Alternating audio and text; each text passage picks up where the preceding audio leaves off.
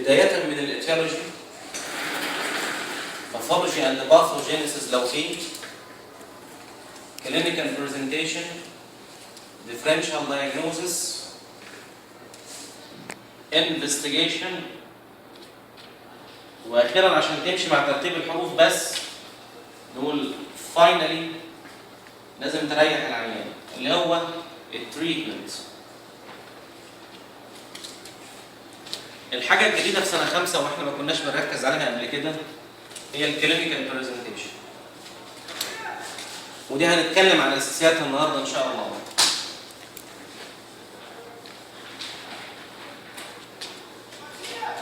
اساس الكلينيكال برزنتيشن في الكارديولوجي 3 نقط. ليه بقول كده؟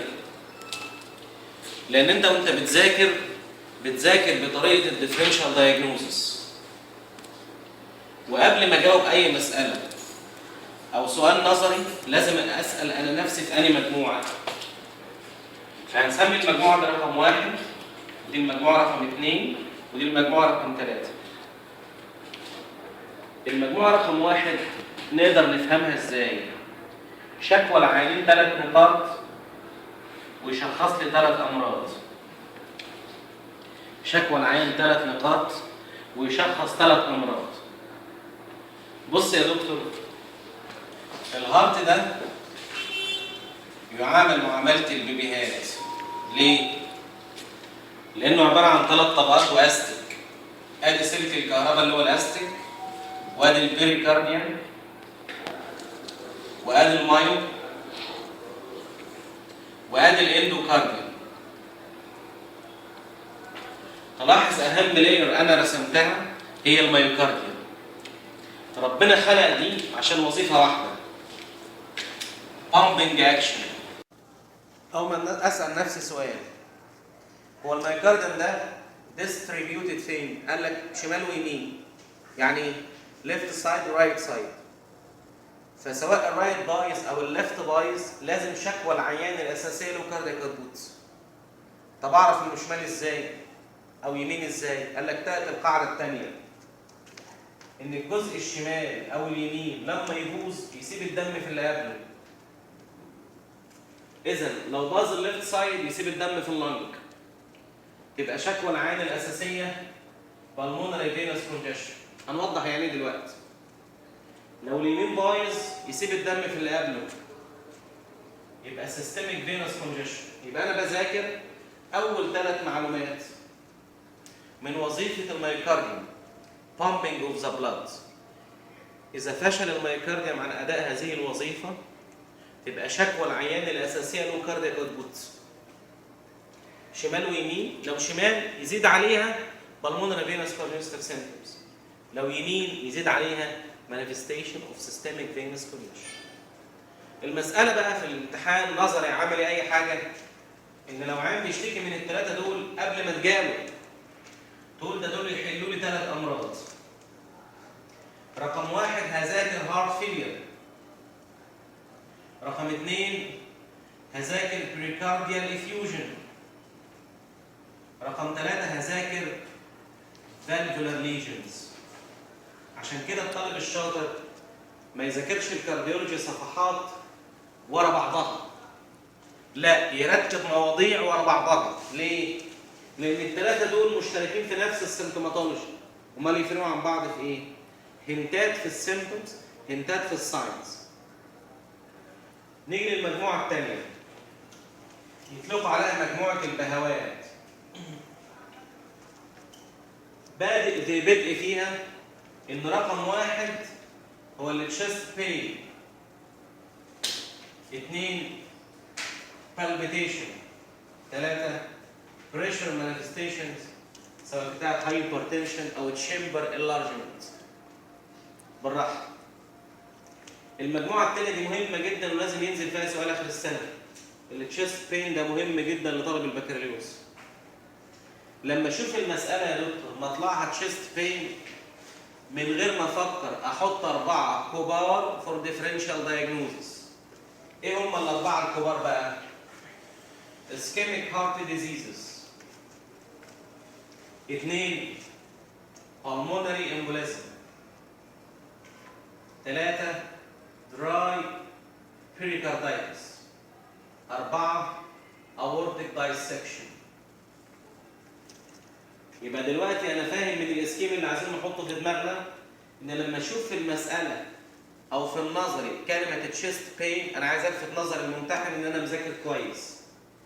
ما جاوبش اسكيميك هارت بس خالص. لا تقرا المساله اول ما تبص تشيست بين ما تكملش. امال اعمل ايه؟ احط الاربعه دول. هتلاقي كل واحد من دول في التشخيص استجماتا فور دايجنوزس. يعني الهدف من الكلام اللي احنا بنعمله ده ان احنا نشيل الحمل التقيل في الحفظ ده عشان تذاكر الكارديولوجي ماكسيموم في يومين. امال لو عيان لو بيشتكي من بالبيتيشن لطالب البكالوريوس كلمه واحده اريثميا. طب لو بريشر مانيفستيشن لطالب البكالوريوس هايبرتنشن. فانت لما تيجي تبص على الاسكيم انت كده خلصت امراض الكارديولوجي. بالك المجموعه الثالثه اسمها ايه دي؟ يقولوها كده ان الفيفر فولو سب اكيوت. يعني بيشنت بريزنتد وذ فيفر. اقول نقطتين، يا ترى ده روماتيك فيفر ولا انفكتيف اندوكاردايتس؟ ده باختصار خلاصه الكلينيكال برزنتيشن كسيمتوماتولوجي لمريض كاردياك بيشنت. من قبل ما اذاكر بحط الاسكيمه العامه. اول 3 مجموعات مربط الفرس فيهم هو الميوكارديوم. وظيفته كلمه واحده pumping of the blood. اذا فشل تبدا المجموعه في الظهور اللي له كاردياك اوتبوت مانيفستيشنز. يا ترى يمين ولا شمال؟ لو شمال يزيد عليها pulmonary venous congestive symptoms. اديني مساله قال لك clinical presentation of left sided failure. قول له ما عنديش اي معلومات غير ان الميوكارديوم بايظ. اذا رقم 1 له كاردياك اوتبوت.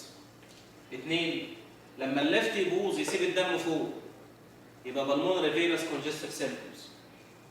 مساله ثانيه قال لي clinical presentation of pericardial effusion. قول له pericardial effusion يعني فلويد حوالين القلب. لا قادر ياخد يا دكتور البلد ولا قادر يخرجه من الناحيه الثانيه وفي النص هو مزنوق بالفلويد. يبقى رقم 1 له كاردياك اوتبوت. رقم 2 يسيب الدم في اللي قبله systemic venous congestion. وطيت النقطه الثالثه بتاعت الشفوي المهمه جدا. يقول لك القلب محط فلويد يقوم يضغط على اللنج. امال يعني اشتكي من ايه يعني؟ كرشه نفس ديسنيا. يوم يسالك سؤال ايه الفرق بين الديسنيا بتاع الهارت فيلير وبتاع البريكارديال افيوجن؟ ساعتها هنقول بقى بس حطها سؤال. قال لي فالفولار ليجن اديني مثال. اورتيك ستينوزس قول له السكه مقفوله يعني له كاردياك اوتبوت. ساب الدم في اللي قبله يعني بالمونري فينس كونجيشن. قال لك مايترال ستينوزس قول له مفيش دم خارج يبقى له كاردياك اوتبوت. ساب الدم في اللي قبله يبقى بالمونري فينس كونجيشن. ويقول لك ايه الفرق بقى يا دكتور؟ إذا كانت كل أمراض الصمامات بهذا الترتيب، أعمل إيه يعني؟ قول له يا دكتور الفرق في ترتيب السيمبتومز. لو العيان شكوته الأولانية له كاردياك اوتبوت فكر في اورتيك ستينوزس. لو شكوته اللي جابته لحضرتك كانت بداية السيمتوماتولوجي إن اللنج بدأت تشتكي از بالمونري فينس كونجيشن يبقى ده مايترال ستينوزس. تعال ننتقل للمجموعة الثانية، مجموعة البهوات دي مهمة جدا، لازم سؤال مهم. ischemic heart diseases, pulmonary embolism, dry pericarditis, aortic dissection. أهمية المجموعة دي إيه؟ لما يقول لي إن العيان بيشتكي من chest pain، قول له أنا ليس عندي أي معلومات غير إن أنا أحط differential diagnosis 4 نقط. ischemia, pulmonary embolism, acute dry pericarditis, aortic dissection. يبقى باقي لك كلمة واحدة بس، إزاي تفرق بينهم؟ وده مهم مش عشان حياتك النظرية إنك بتكتب أو بتهرب من الشيت، لا ده عشان حياتك العملية بعدين. البالبيتيشن لمجموعة مهمة، أريثميا. ثم البريشر مانيفستيشن اللي هو الهايبرتنشن. اخر مجموعه في السيمتوماتولوجي بنجيبها من جمله ان الفيفر فولو سب اكيوت. لو جه عيان بفيفر ديفرنشال دايجنوز واسع جدا في الكارديو، لكن الاساس يا دكتور مجموعتين كبار جدا. روماتيك فيفر تليها الانفكتيف اندوكاردايتس. انا كده رتبت السيمتوماتولوجي، فردنا الامراض. لو كتبتهم ورا بعض هو ده منهج الكارديولوجي. المعلومه الثانيه بعد السيمتوماتولوجي ودي ليها ديتيلز بعدين هي الساينز. لو انا بحط اسكيم للكارديولوجي ومش عايز احفظ حاجه، كل المعلومه المطلوبه من حضرتك ان تعرف ان المرض ده تبع الكارديولوجي. اما اقول له يا دكتور ده الساين دي جنرال ولوكال، صعبه شويه دي. طب تعال نسهلها كده. قول له نرسم القلب في النص، ليه مرآة شمال وليه مرآة يمين؟ اللي في النص ده اسمه لوكال كاردياك ساينس. الشمال البلس، اليمين الناك فينز. اديني مسألة قال لي كلينيكال برزنتيشن اوف ليفت سايدد فيلر. قول له المعلومات الأساسية من البيسك 3 نقط، حاجة شمال وحاجة يمين وحاجة في النص. الشمال البلس وده موضوع كبير جدا، نيك فينز أكبر منه. ثم اللوكال كاردياك ساينس. أنا هركز في الإكزام دلوقتي على اللوكال كاردياك ساينس. أنت في الكلينيكال يا دكتور تقعد تقول إيه؟ انسبكشن، بالبيشن، بيركشن، اوسكارتيشن. أنا أسألك سؤال، هو أنت بتعمل اللوكال كاردياك إكزام ليه؟ قول له عشان أوصل لمعلومتين، anatomical diagnosis وfunctional diagnosis. صعبة دي. طب تعال نسهلها كده. أول حاجة في المريض وأنت بتعمل لوكال كاردياك إكزام، رقم 1 تبص على الإيبكس. ليه يا دكتور بقى؟ اشمعنى يعني؟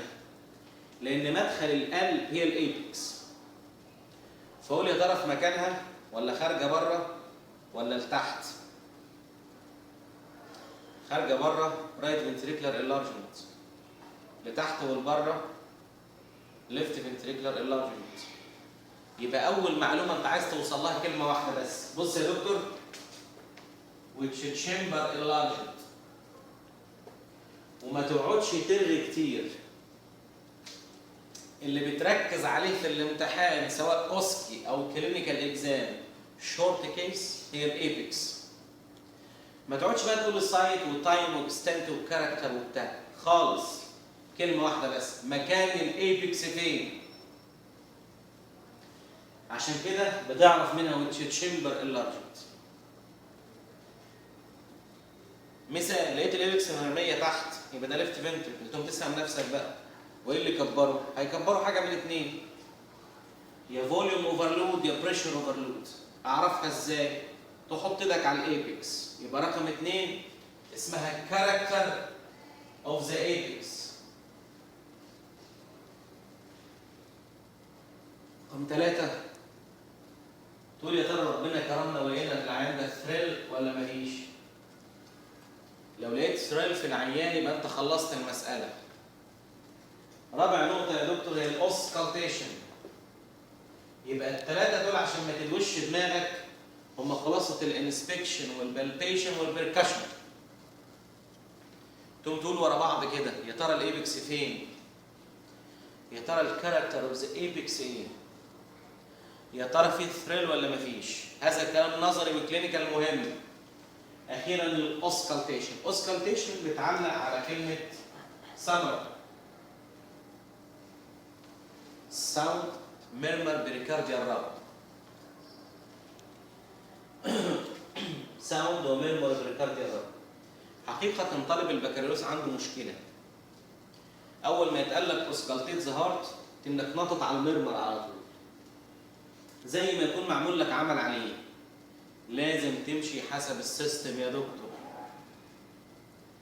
أنت بتلاقي حد كبير يحط السماعه يقول لك ده مايترال ستينوزس. انت لو مشيت بسيستم هتوصل لنفس النتيجه. عشان كده ده الهدف من القعده دي. الاوسكالتيشن 3 نقاط: ساوند وميرمر وبريكارديال رابت. سؤال: ايه اصوات القلب اللي عندنا؟ قول له نورمال واد. والنورمال ده 1 و2. الاد اس 3 اس 4 اوبننج سناب ايجكشن كليك. سوري. هذا الكلام تقوله اسكيم في كل امراض الكارديولوجي. يبقى ركزنا على اللوكال كاردياك اكزام 4 نقاط. وتشمبر اللارج عينك فين؟ على الايبكس. 2 يا ترى الايبكس دي بتاعت فوليوم اوفرلود ولا بريشر اوفرلود؟ يبقى رقم 2 كاركتر اوف ذا ايبكس. 3 يا دكتور في ثريل ولا مفيش؟ 4 الاوسكالتيشن من كلمة سمرة، ساوند وميرمر وبريكارديال رابت. والساوند 2 نورمال واد. لما تيجي تتكلم عن الميرمر في النظري خليك دقيق شوية. حتى في العملي مطلوب منك نقطتين مالهمش تالت. رقم 1 السايت اوف ماكسيمم انتنستي. انا سامع الميرمر ده فين؟ 2 التايمنج اوف ذا ميرمر. هم دول يا دكتور اللي في الام سي كيو انت بتقع فيهم. تقعد تقول ده هارش ميرمر، تقعد تقول ده هارش ميرمر يا دكتور ولا سوفت، وانا مالي. The most important is site and time. ودي هنعرفها في البيسك في الكاردياك سايكل. طب ده الاكزامينيشن بتاع الكاردياك بيشنت. انت دلوقتي شخصت عيانك سيمبتومز وساينز وقسمت السيمتوماتولوجي ل3 عناوين عشان تخلص الكارديولوجي بسرعه. تنتقل بعدها للاسكيميك انفستيجيشن. ده مهم جدا يا دكتور. في كل امراض البطنه العامه الطالب يجاوب ثلث الدرجه. يجي لك سؤال يقول لك investigation of a case of acute hepatitis. اكتب acute hepatitis اهو. investigation of mitral stenosis. investigation of rheumatoid arthritis. investigation of what is called hypocomplementaric urticarial vasculitis. ايه دي بقى؟ مش عارف. اقول له انا ما عنديش اي معلومات غير ان اسكيم الانفستيجيشن 3 نقاط. رقم 1 اثبت المرض. وده اللي انت بتكتبه بس. اللي بيقع منك بقى 2 و3. ادور على السبب. 3 عيني على الكومبليكيشنز. اثبت المرض، ادور على السبب، عيني على الكومبليكيشنز. اديني مثال. خلينا في الكارديولوجي مايترال ستينوزس.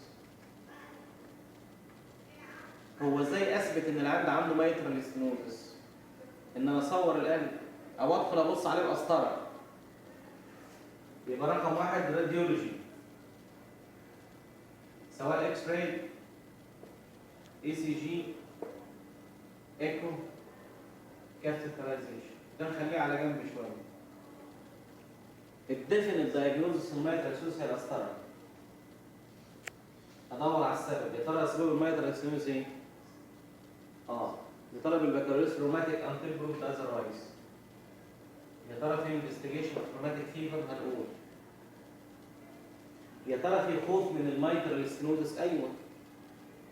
ان الدم مريح جوه الليفت اتريم ما بيعرفش يخرج، السكه مقفوله يعني. فيحصل جلطات فتسرح او الليفت اتريم بيكونتراكت اجينست ريزيستنس. في يوم في شهر في سنه يحصل له اتريال فايبريليشن. طب ما دي مربوطه بالاي سي جي. فهمت يا دكتور السكيم فور انفستيجيشن اوف ذا كاردياك بيشنت؟ سريعا بقى ان شورت واتس كولد سامري. طبعا نحط الكلام ده فين في اطاره الصحيح. ان انت وانت بتذاكر الكارديولوجي قول له ابدا بالاسكيم اولا. وده هيتشرح على 3 محاضرات. دي اسمها المحاضره الاوليه. اللي بتشمل 3 عناوين كبار: symptoms وساينز وانفستيجيشن. السيمتوماتولوجي اقول عندي 3 عناوين. المجموعه الاولانيه 3. الناس كبرت بقى، يبقى رقم 1 لو كاردياك اوتبوت، شمال ولا يمين؟ يبقى بالمونري فينس وسيستميك فينس كونجيشن. ودول من قبل ما اعرف ايه هم يشخصوا 3 امراض: هارت فيلير، بريكارديال افيوجن، وفالفولار ريلي. المجموعه الثانيه مجموعه البهوات: البين والبالبيتيشن والهايبرتنشن. والبين احط 4. انا عارف ان في ديفرنشال دايجنوز كبير جدا للتشيست بين، لكن اللي طالب البكالوريوس سواء شفوي عملي كلينيكال اي حته نظري يكتب 4. دول اللي عليهم الدرجه: اسكيميا، بالمونري امبوليزم، دراي بريكاردايتس، اورتيك دايسكشن. واحد يقول لي بقى ده عنده مايوسايتس، عنده تايت سندروم، للكوستوكوندرايتس. واحد يقول اصل عنده شويه بلوريز شويه. ما احنا بنقولها في الديفرنشال بتاع البريكاردايتس يا خفيف. واحد عنده جاستروسوفاجيال ريفلكس، هي دي فيها مشكله، اما ياكل يجي له الم، فمش محتاجه شرح يعني. مش معقول هينزل لطالب البكالوريوس مساله تشيست بين ويبقى حلها بلوريز. المجموعه الثانيه مجموعه البالبيتيشنال اريثميا، واخيرا الهايبرتنشن. اخر مجموعه من الفيفر فول سب اكيوت، مرضين روماتيك فيفر وانفكتيف اندوكاردايتس. ادي منهج الكارديولوجي خلص. اقوله تاني: ساينز بقى 3 نقاط: حاجه شمال البلس، حاجه يمين النيك فينز، حاجه في النص اللي هو لوكال كاردياك اكزام، وده 4 نقاط. ويتش تشامبر اللارجن كده في النظر تكتب. 2 كاركتر اوف ذا ايبكس. 3 اسوسييتد ثريل. واخيرا اوسكالتيشن. خطأك الرهيب في الاوسكالتيشن انك عينك على الميرمر، اوعى كده تغلط. قول له ساوند وميرمر وميريكارديال راب، كلمه سمر. والساوند نورمال وادي يا دكتور.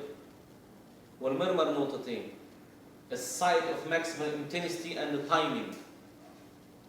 انفستيجيشن 3 نقط: اثبت المرض، ادور على السبب، ابص على الكومبليكيشن. اي انفستيجيشن في امراض البطن العامه 3 نقاط عشان ما تضيعش تلت الدرجه بتاعتك.